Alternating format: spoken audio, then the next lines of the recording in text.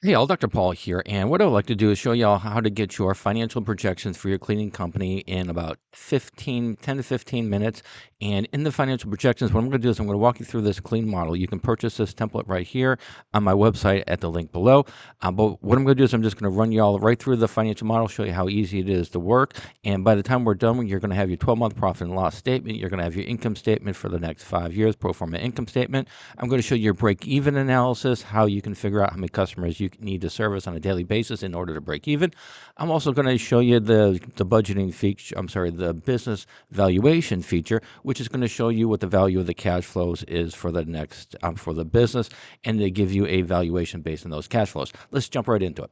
All right, when you're doing the revenues here, just keep in mind this, the whole point of this right here is I'm saying that this is a new cleaning company that's never been in business yet. It's a complete startup, and so that's going to be my that is the assumptions for this financial model. All right, so what we're going to do is we're going to say we're going to be running 2 crews. You'll have 4 employees, and the manager is going to be the owner. And with 4 employees, let's say you're going to go ahead and you're going to be able, let's say we're going to knock out 4 employees. Let's go ahead and go with 6. So we're going to say we're going to go ahead and take care of 6 jobs on a daily basis with 4 employees, 6 jobs. That's probably a little bit light, but let's say there's $240 per job. Right now, we're just spitballing. I'm just getting ideas out there on what I think the business is going to look like. I need to get the ceiling, the floor, the walls in there for the financial model. And then what I could do is I can go ahead and do my research. I can start massaging the numbers once I know what the numbers look like. I need to know what the numbers are before I can move forward. Variable costs are going to include your cleaning supplies as well as the fuel for your vehicles. And we're going to go ahead and we'll go with a 20% variable cost for this particular situation. And again, we can move that around. Next we need to do is we need to figure out how many days a week we're going to be in operations. We're going to go ahead and we're going to say we're going to be running this 6 days a week. All right, so just with this base right here, we now know what the revenues are going to be for the business, $445,800 for the first year. And again, we can massage these numbers a little bit later on. Salary, how much money do we want the owner to make on a monthly basis? So let's say the owner is going to take away $50,000. Again, this is just we're spitballing it, just throwing some numbers out here. They could be massaged later. So what we need to do is you need to take that $50,000 divided by 12, so it's a monthly number, and then we're going to just go ahead and plug in $4,200 right here. Next, we need to determine how much we're going to pay our employees. Let's go ahead and call it $15 an hour. And then are they going to be full-time? Yes, full-time for 40 hours a week. For a month, it's going to be about 172 hours. Next, we need to decide how much the owner is going to throw at this. So this is a startup, like I said, that's part of the assumptions. How much money is the owner going to invest? Let's say it's going to be $25,000.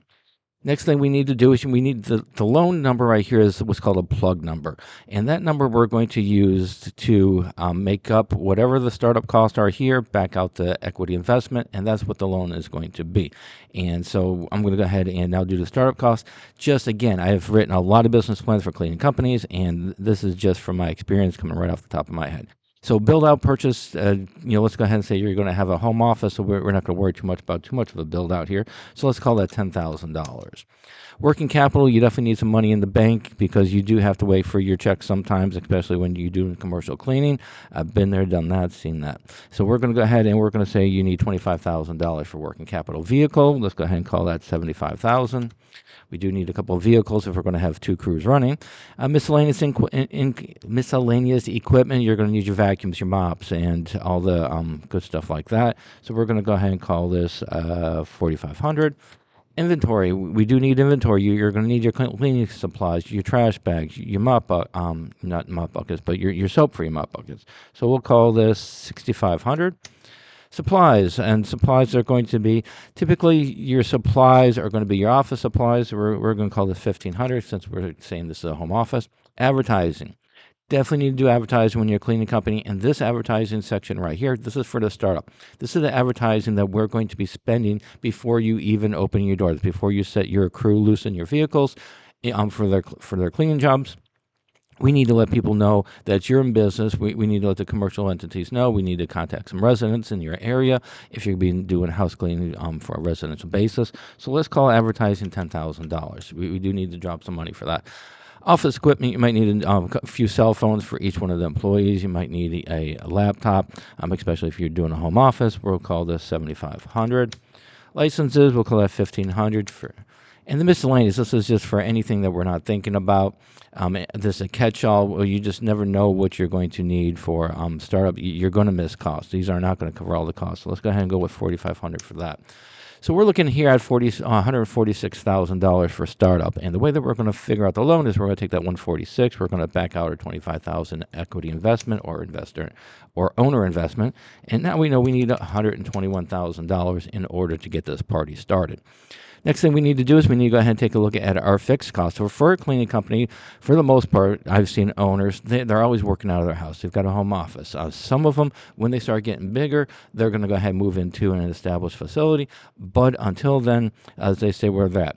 So sometimes they're going to charge themselves rent, but for the most part, they're not going to charge rent because they're just going to go with a home office. So let's go ahead and do that.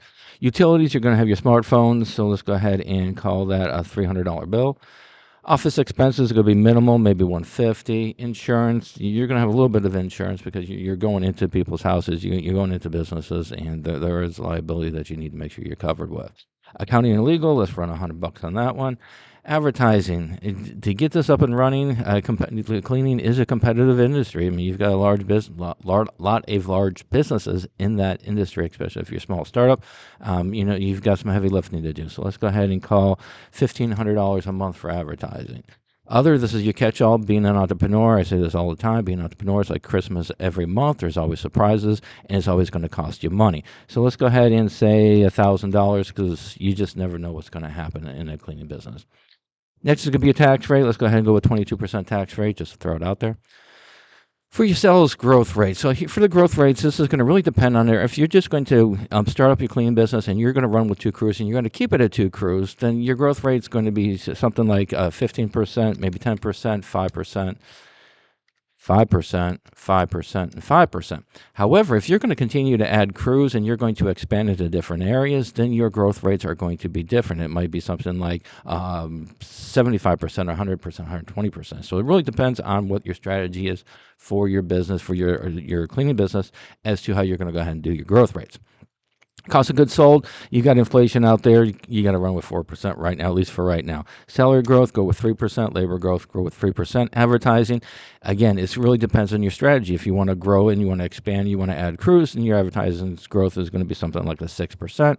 If you want to just keep it, nice and small, local and tight, then you're going to maybe do something closer to 2%. We'll go with 2%.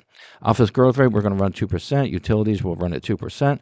Legal, we'll run at 2%. Insurance, will go at 2%, and then other at 2%. As well.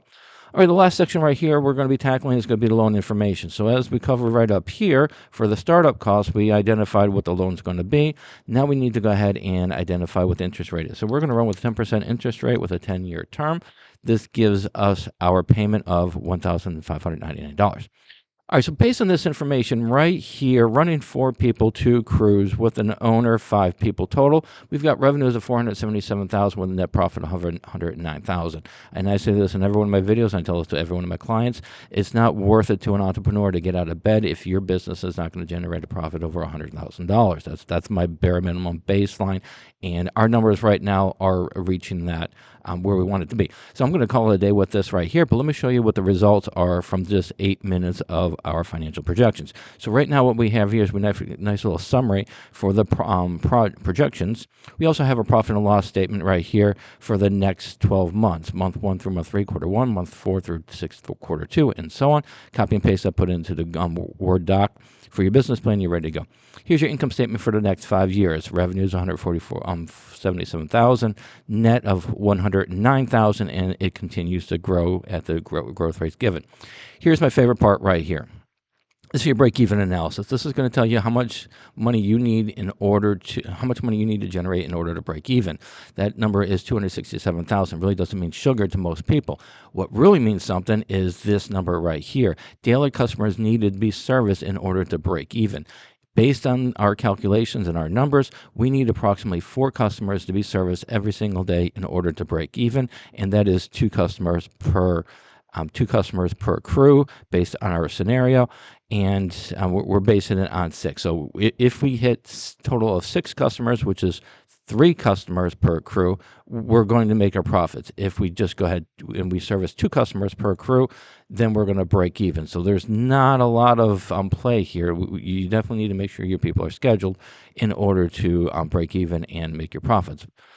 All right, and then finally, what we have right here is going to be the valuation based on cash flows. And just keep in mind, this is a valuation based on cash flows only. This doesn't mean you can go sell your business for $1.2 million. This just means that the cash flow is based on your business has a value of $1.2 million based on a discount rate of 10%. So that's not too bad with an investment of $146,000, investment for a 146. 146, yeah. So we got an investment of 146, and it's generating us a net present value or a business valuation based on cash flows at $1.2 million. All right, hopefully this information was helpful. As always, let's go ahead and wrap it up and pack it up. Hopefully y'all found this information helpful, and if you are looking for an industry-specific business plan as well as a financial model, check out the link below. If you want some more information on how to better understand your financial projections, check out my Beginner's Guide to Understanding Financial Statements and Financial Ratios. It's published on Amazon as well as on my website. And then finally, go ahead and please like, subscribe, and go out and make a little bit of money.